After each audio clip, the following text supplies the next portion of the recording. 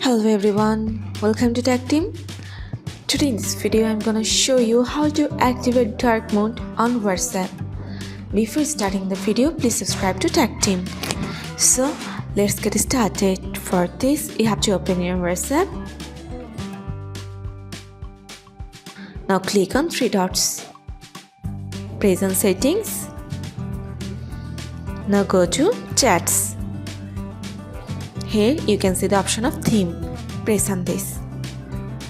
Now, if you want to activate dark mode on your WhatsApp, you just have to press the dark option. Press on OK. That's it. So this is how to activate dark mode on WhatsApp. So guys, that's it. You can do this. I think this video is very helpful to you. If it was, then give a thumbs up and hit the subscribe button, and thanks for watching.